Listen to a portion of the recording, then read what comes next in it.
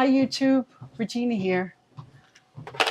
So it's really cold out and I need to get my steps in. So I thought I would do a walking talk inside on my treadmill.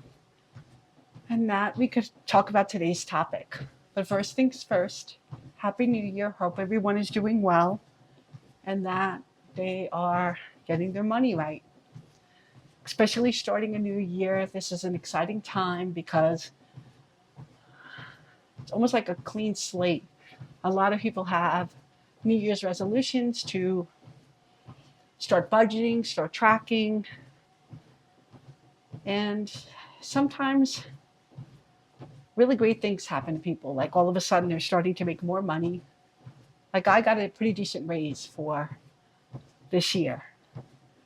And so you have to think about those things of what to do with that money and how to redirect it properly so that you're growing your wealth. And that brings me to today's topic of windfalls. So windfalls, you can think about them as like a lotto winning, a life insurance policy, or just an insurance policy. And sometimes you can even think of it as your YouTube hobby getting monetized. So we see it right now. There's a big wave of smaller YouTubers are getting monetized. And if it's a channel that is focused on how to get out of debt, how to manage their money and budget, you could see their excitement and you could see that coming into windfall would be something good. They've already started to learn about finances. So that would be in the case of, I think there's a YouTuber, and please forgive me, I think her channel is great, but Life Hands Me Lemons or something, Life Gives You Lemons. And she is a YouTuber who had a shopping addiction and she is, I don't know, I think she completely curbed the habit and she's starting to really pay down the debts while she's simultaneously saving. I applaud her. She's doing a great job and she's clearly on the path to wealth. And she's taking advantage, also living in a situation where she's helping someone out. And I think she's up in Massachusetts. She's keeping her expenses low as she tackles her debt. That's a great example of what someone should be doing with a windfall. Keep their expenses minimal. And now in her case, she hit the algorithm very early. So I don't know. I think she might be sharing the numbers, or maybe she shared the numbers. I don't know if she's really hit a complete windfall, but she got monetized pretty early on. So that's still considered somewhat of a windfall because she's going to be earning money all year long. And so I applaud her. She's doing great, wonderful channel.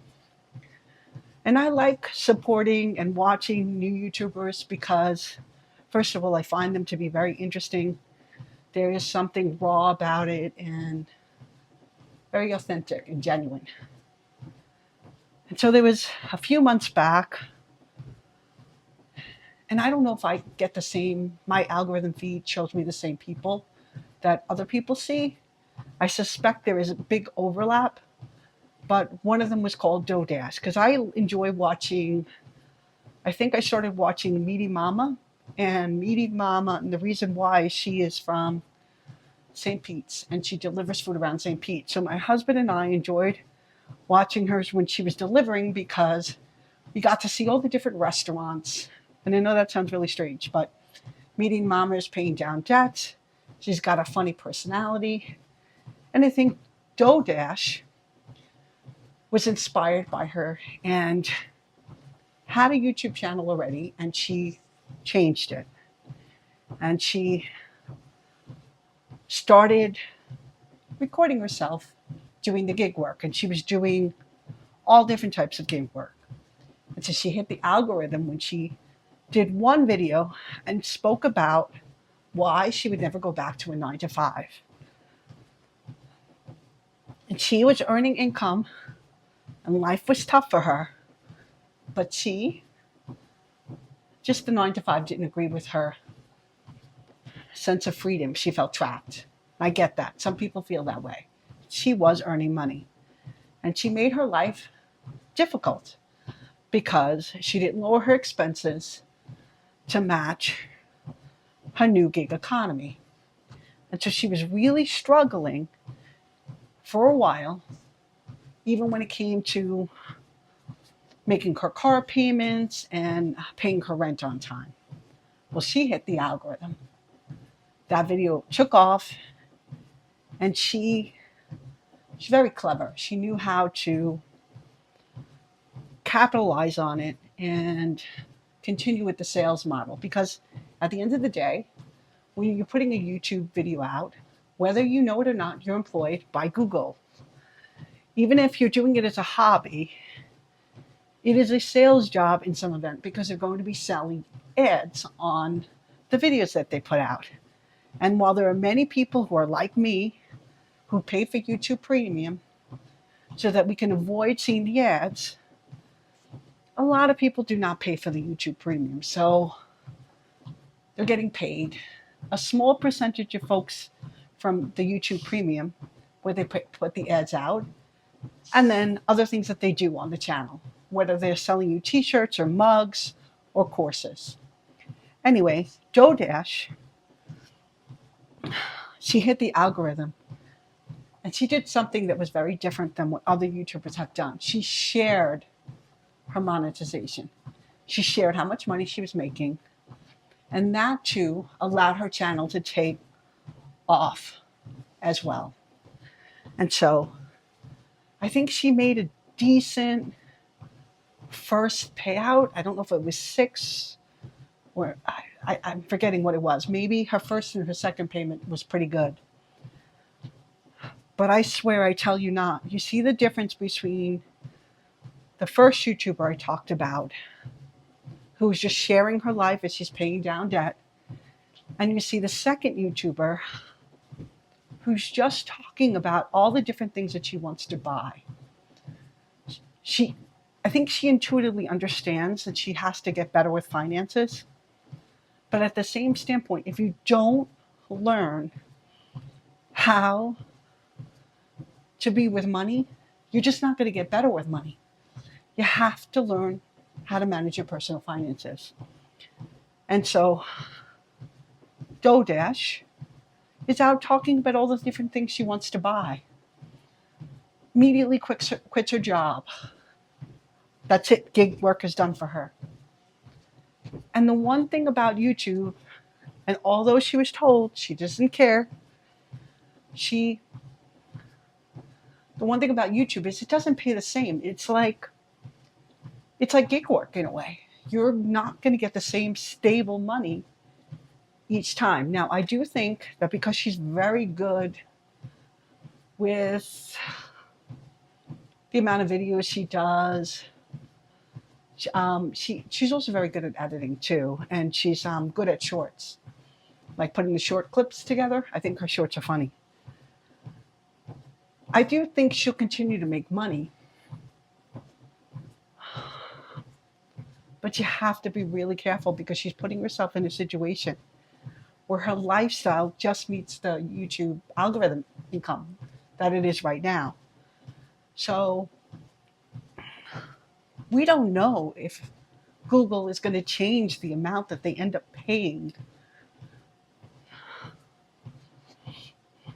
people who are putting channels together. I think right now, once you get monetized, and by the way, it is not easy to get monetized. The amount of watch hours that you need is 4,000. I think I have about, I'm not even at 25%. I'm nowhere near that of watch hours, because people click on your videos and a lot of people don't watch the whole thing. And then there are people who may have the YouTube Premium. So, and then in addition to that, attention spans today are not what they used to be. So the amount of views you get, it really depends on what you would get paid. Anyway, I'm going off on a tangent, but the reality is she may not be making the same amount in the future. We do not know. Now, she does have her subscriber base, and While she said she would never sell anything, she started selling courses. So I think she realizes that the income could change. And she's even seen her numbers go down, and she's been sharing them and been honest with them all. But she gravitates towards spending first, not savings first. And if you want to put yourself on a path to wealth, you have to prioritize saving. You have to prioritize personal finance. Try to keep your bills minimal. Don't give away your opportunity to build wealth. She could have been double dipping and still doing Uber Eats or Grubhub, even if she wasn't doing it full time. Used it for some content because she had her original audience base was based on that. So she could have lost some subscribers and she could be getting paid while she's doing the videos. But now instead, she's got to be out spending money and doing things, going to Disney, doing other things where she's spending money, whether it's Target hauls or anyway. If you're a small YouTuber, like there's a new one that makes me so worried. She's in a very good position because she's a young mom. I think she has 2 kids. Her and her husband live with the in-laws, and her name is Elite Unfiltered. And she works a minimum wage job, and she just hit the algorithm. We're talking about a couple of days ago. So she shows up in my feed, maybe, because I like watching, I don't watch TV, I watch YouTube. So if I'm scrolling, and I work a lot too, so it's not like I'm watching YouTube all the time. But so she showed up in my feed, and I watched one of her videos today, and I'm so happy that she's monetized, but I'm so worried for her because I see the same pattern. She's talking about the things she wants to buy, and she also wants to be so generous. And so I said, please, please, please learn about personal finances. I mean, there's a time to be generous. I think she wants to give away money, but we're talking about a woman who is supporting her family with 0 rent right now, does not have enough money to pay her bills, that the Buy Me a Coffee feature literally just saved her from bouncing bills because of the generosity of people on the platform gave her money. And she's so excited because, again, it's like a windfall. She's come into money, even though right now she's basically earned what she earned in the day at working, or at least I believe that's what she said, at either she's at Marshall's or TJ Maxx. So she earned what she's earned, but she's excited about it because she records her videos generally when she's on her way to work or coming from work or things like that. She's adorable. She thinks she's boring. She's not boring. She's authentic. I think her channel will continue to pick off and she'll make more money. That said, I don't know what her niche pays. But she's talking about buying a car, buying a parking lot, buying a home, moving out. And she literally bounced a check the other day. People's eyes get so big when they hit windfalls. You have to think about learning how to manage your money. Don't make any big decisions in any big life event. I've also seen it happen with a family member. And so This family member was hit hard times. And so living in a situation just like unfiltered, where rent is so low that they could get back on their feet. They end up getting into a car accident. Thank God they're okay. This is going back a couple of years. And they got rammed in the back. Like, but insurance, the other driver was negligent, and they win the case. It was settled, no case. So we're talking the end of August 2021. They win. The insurance company just settles because I think they thought they might end up paying more out if they didn't settle. So he wins the $100,000 from, I think, what their insurance carried, and then I think 10,000 from his own insurance or something like that. Um, and he gets that money, right? At the very end of August 2021. And I think after lawyer fees, it was something like 62,000. And we're talking about when you win insurance settlement money, you do not have to pay taxes on that money. It is tax free because they see it as loss on the income that you could have earned. And so you don't have to pay taxes on that money. So it's pure windfall. Although, of course, you're losing. It's not like you're really getting that money for free. You did have something happen to you, right? So some of the money was used to pay back people that they borrowed from, and some of it was to pay down debts. But because this person won the windfall, they really believed that their business was going to pick back up again. They were going to get things right. They're out purchasing new computers, new phones, new motorbike. And do you know, within 4 months, by the end of December 2021, the entire money was all gone. And they ended up being in a worse financial situation afterwards because they didn't use all the money from the windfall to buy the purchases outright. Because they had income, and by the way, they weren't working their job as much, they weren't doing their business as much because they didn't feel that they had to. So the business suffered, and so the recurring money that they assumed would be coming in, it didn't come in, and didn't adjust the lifestyle.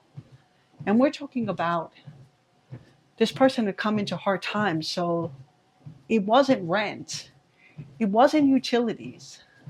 The lifestyle were lifestyle things of the wants, not the needs.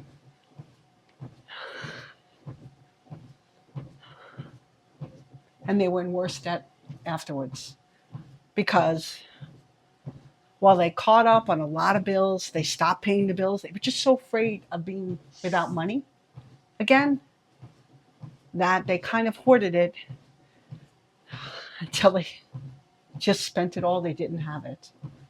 So that's what happens often with lotto winners too.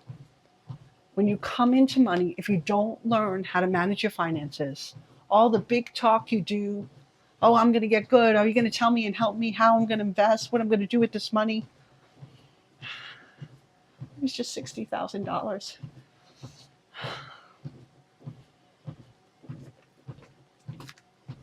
To earn $60,000, you kind of have to make 90. That was a lot of money.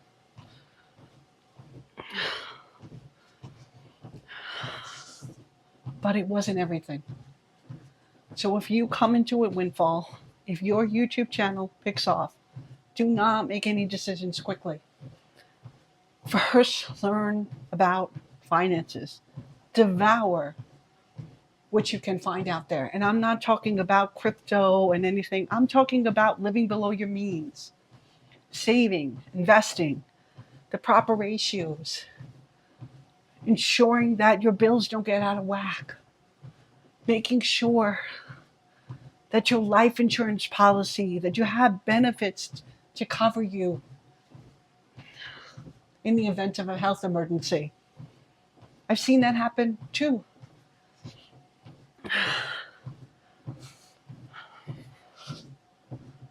Windfalls, especially with YouTube, it's just like gig economy.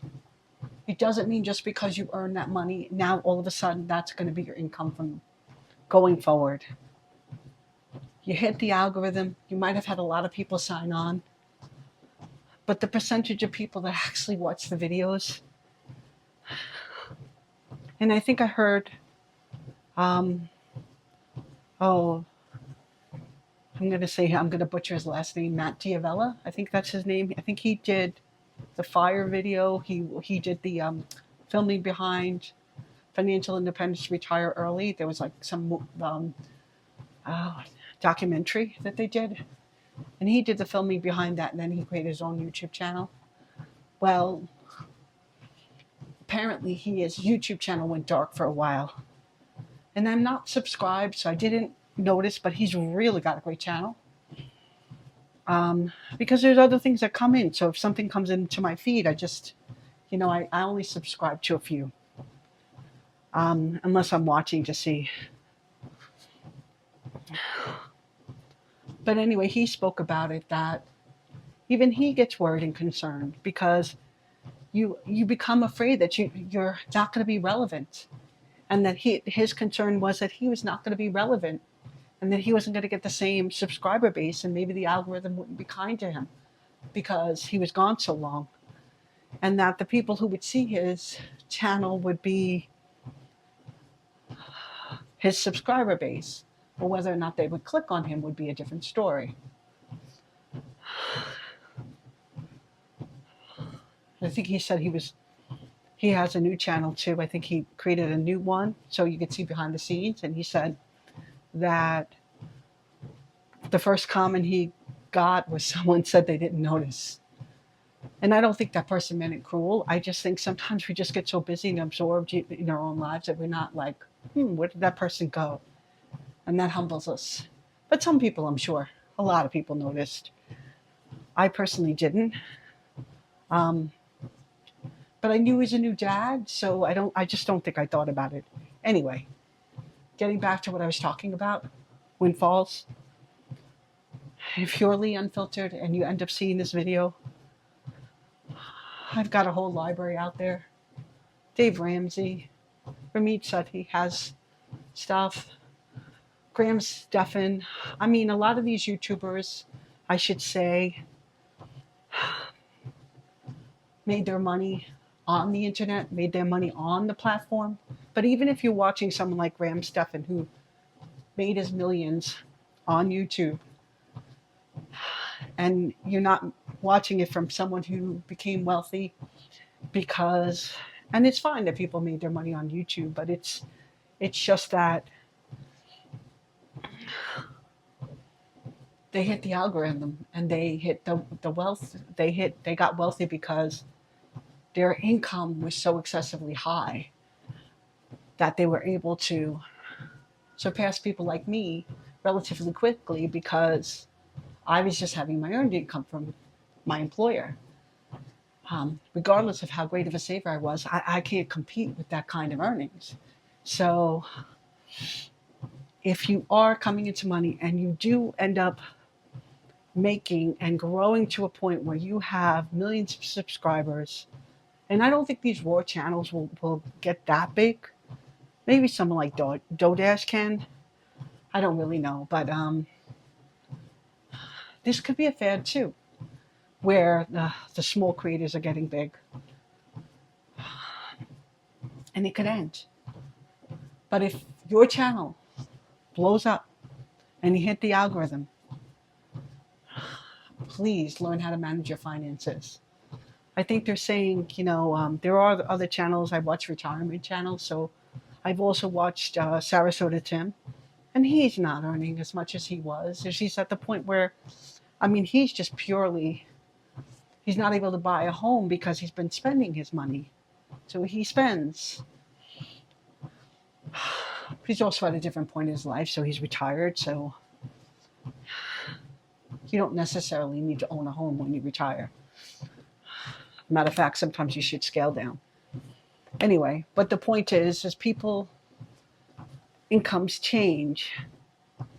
When the algorithm stops being kind to you and you're just reaching your subscriber base. And so even if you have a subscriber base of 50,000 people, if only 2,000 of them watch, not even 10%, then you're not going to get the kind of views that your video will really make you so much money. Then you're going to have to end up putting out a lot more. But learn about personal finances, devour all that you can. What is his channel name? I think he's learned a lot because now he's reviewing finances of other people. But at first, what is it? What is his name? I think he's bigger than Graham Stephan now. He reviews people's finances, and you can see people who are spending the money and how they're spending their money, and that they're wasting it away. But channels like that will also help you because you could learn and then be able to reflect on your finances, on how to spend your money. You don't necessarily have to be watching my videos, but learn about personal finances and get your money right so you don't squander your opportunity to build wealth. Anyway, thanks for listening. It's gone 26 minutes and we almost did a mile. I'm slow walking just so I could do this. Hope it was okay too, by the way. Let me know if you have any comments. Like and subscribe, and I'll catch you on the next one. Take care. Bye.